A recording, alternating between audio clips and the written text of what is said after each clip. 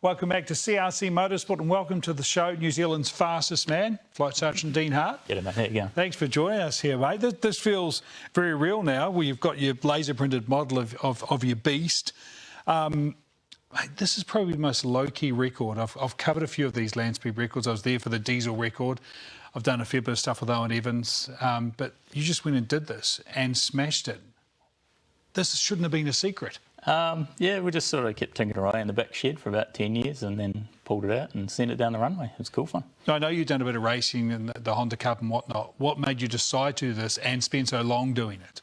I think I watched Owen when he did his record back then and was always in the back of the head like, man, I'd love to do that. So, yeah, and along the way, an opportunity came up to get a cheap top fuel chassis, and so we sort of put a few things together and went with it, yeah. I know it's not polite to ask about prices, but really, how much did this cost? I mean, you talk about second-hand chassis. I'm guessing the Jet was a second-hand? Yeah, everything's second-hand. So in the region of about 40 grand, which is, like, that's a lot of money, but it's also real cheap when you're talking top-end motorsport. So, yeah, most parts are off eBay and Trade Me and that kind of stuff. Probably the cheapest 458.2 k's an hour ever. Yep. So I've got to ask, you're at Ohakea. Now, I know that runway's not very long because that affected Eddie Freeman's record attempt. He couldn't do the mile. How much space did you have there? So we've only got a quarter mile at each end of the 1 mile run. So, yeah, you've got to get up to speed in that first quarter mile. So we run a 200 mile an hour quarter mile, then keep it pinned for a whole nother mile after that, and then hit the parachutes and stop as fast as we can. Now, we were chatting in the break, and you said that you've only actually driven this for less than a minute. Yeah. All up.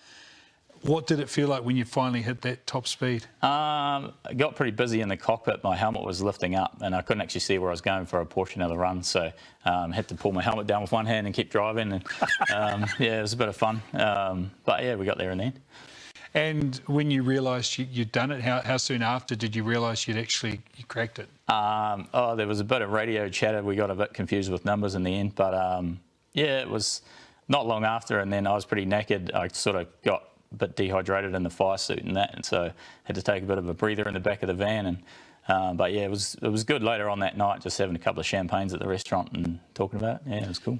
And what's it feel like to be the land speed record holder?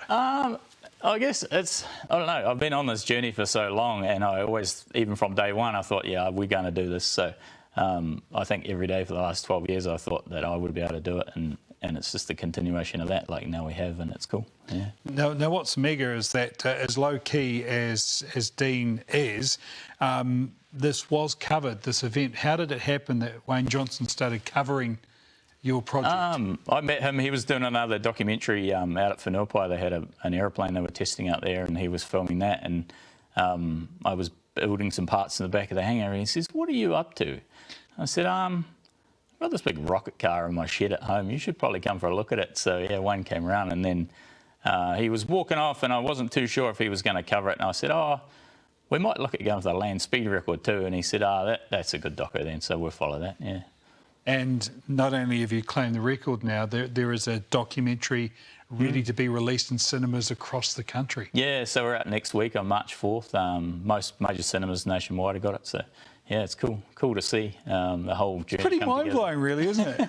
I guess so far it's honestly just Wayne and his camera and me in the shed. Just that's all I've sort of seen of it. So it'll be interesting to see when it comes out in cinemas and there's heaps of people watching and things. That'll be different. Obviously, you've got the technical know-how, and we talk a lot about Kiwi shed work. This really is, a backyard project. Yeah. It's mostly just me and a few of the lads from work working in the shed, and yeah, just building bits here and there. And that's how we kept the cost down, was make it all yourself. So if I could not buy something instead of just make it, then it was going to get made. And if it took 10 times as long, then so be it. Hey, Dean, thank you so much, and thank you for sharing everything. I love the fact this car, truly a backyard build. A SodaStream bottle is what fires off the parachutes. Love it.